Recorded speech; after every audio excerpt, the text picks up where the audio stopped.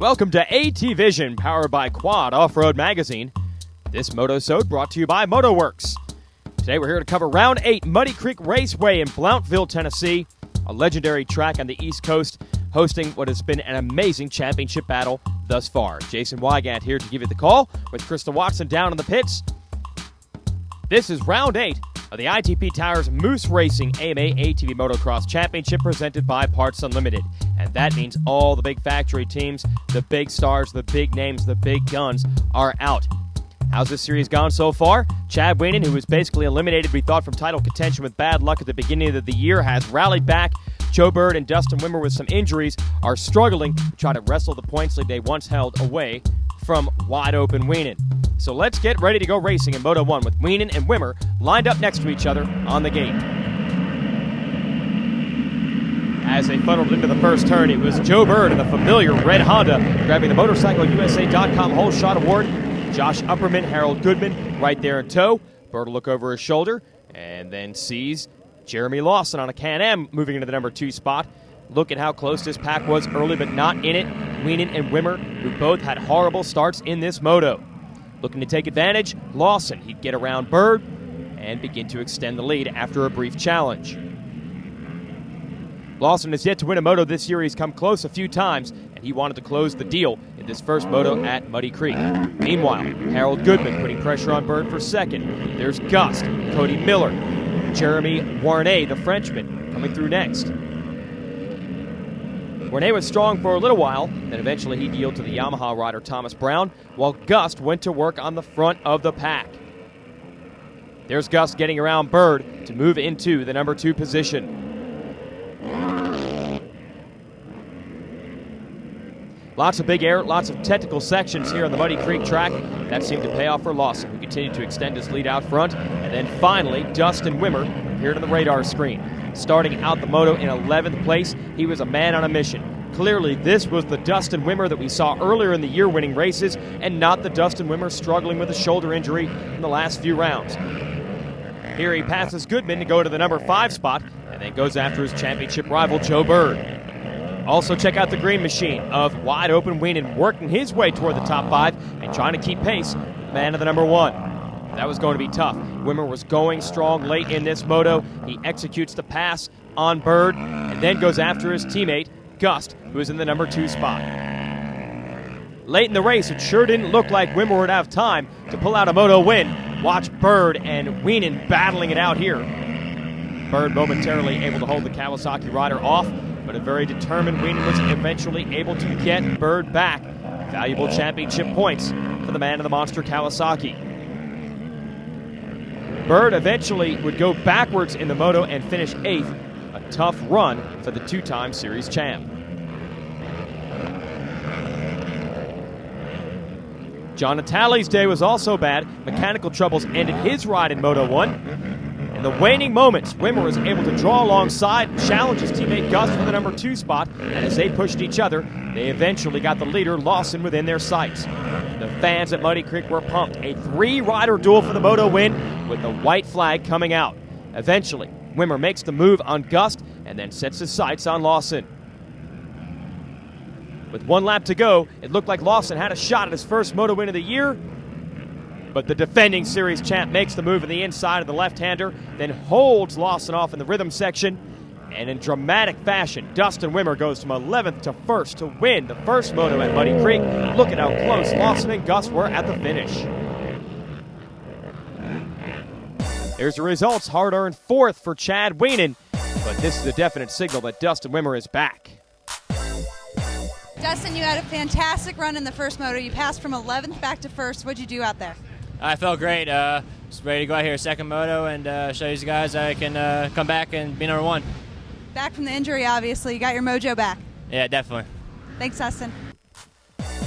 So Wimmer's speed and equipment dialed in. He just wants a little better start in Moto 2. Remember Josh Kramer, the man who won not that long ago in his monster Kawasaki? Well, he's not even here on the starting line. They're working on his machine, just trying to get it ready to go, as Wimmer and the rest focus on the task at hand. Finally, they get the number 9 machine of Kramer to the starting line, but unfortunately be a tough day for him. More mechanical troubles. He would not score many points. Drop the gate at Moto 2, another one of the Hondas out front. This time it's Josh Uppermoon at the start. Harold Goodman not far behind him. Gust in third, Wimmer in fourth. And if the man can come from 11th to win Moto 1, you've got to figure fourth makes it a lot easier for him in Moto number 2. Lead riders didn't want to make it easy on him, though, as Upperman and Goodman battled it out on nearly identical Hondas. And Gus stayed right there in the hunt. Another bad start for Wienen, who was way back in the pack for the second time. He said it was just a salvage day for him. He knew with his bad starts he was just lucky not to get tangled with other riders and crash. He was happy to go 4-4 on the day. Look, he's not anywhere in sight. All that smoke is pouring out of the machine of John Natale. The Ironman would eventually be out of this race. More on that later. But let's get back up front. Wimmer has now closed in on the leader. Josh Upperman put up a fight, but a nice line on the inside. He knew that Wimmer was there and back, and soon Wimmer was into the number 1 position and pulling away just like he was doing all last season and in the early stages of 2009. Natale's smoking machine, well, everybody kind of zeroed in on that as a target. Look at this battling through the pack.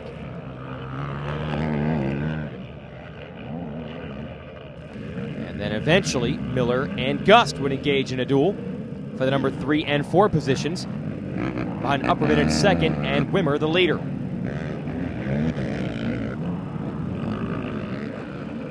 And here's Chad Wienen coming through the pack, trying to make up as many points as possible.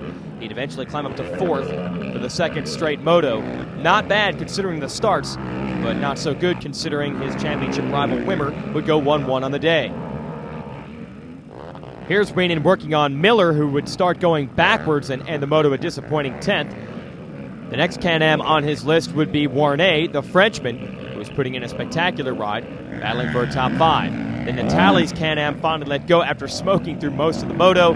Luckily, Natale was able to get up, and he was okay despite the rough crash. Too bad for the Ironman, who was on the podium at our last race at Unadilla. Speaking of Ironman, how about this? 1-1 performance by Wimmer. And Jeremy Warnia's girlfriend, she made the trip over from France to watch her man finish 5th in the race behind Wienen, Upperman, Gust, and Wimmer. Here's their overall results. Wimmer makes the math easy. Wienen up on the podium with a 4-4. Let's go to the interviews. Dustin, we talked to you about your first moto. It was a hard-fought battle. This time you got a good hole shot and you really took off out there. Yeah, it definitely felt great. My Rockstar Mikita Suzuki LTR for 50 was working great out there. Got me a hole shot. My Yoshimura motor was working good. Came out 4th and just picked a couple people off in the beginning, put on cruise control the last 15 minutes, and just hung in there. You make it look so easy even in this heat out here. Yeah, I've been working hard with my trainer from Moto TST, getting my shoulder back together and working good and getting back to speed here. We're glad you're back up on the box. Thanks, Dustin. Thank you. Doug, you had such a good run out there. You were really looking fast. You got a good hole shot and you really hung on to it, making some passes. Yeah, my Makita Rockstar Suzuki Yoshimura LTR 450 helped me a lot. You know, the guys in the crew, they did a great job, and you know, I've been training hard at home, and slowly each race I get a little better and a little better. You've been on fire all weekend, and I know you have a special friend here this weekend, somebody from pretty far away. Tell us who's here. Somebody from pretty far away. Baba's here from Japan. He's helping us out tuning the bikes. It's awesome. Yep, thanks to him too. You have a lot of family here. I know you really appreciate that as well. Yeah, my girlfriend came out, and she's been helping me out a lot. She's been going a lot, but this year, this race, she got to come out, and my parents are out here and some of my fans, and they cheered me on and helped me go. They were as excited as we were. Congratulations, Doug. Thank you. Thanks, Krista. Here's the point standings. 5 points separate Wienen from Wimmer with 3 rounds left in the series, and don't count out Bird. Our next Motosode, next Wednesday, we'll be checking out some of the rigs in the pits. That's ATVision, powered by Quad Off-Road Magazine, and we'll be racing on July 19th at Pleasure Valley in western Pennsylvania for our next round. All this brought to you by MotoWorks. Glad you're able to join us. For Krista Watson, I'm Jason Wygant. We'll catch you at our next race at Pleasure Valley in Pennsylvania.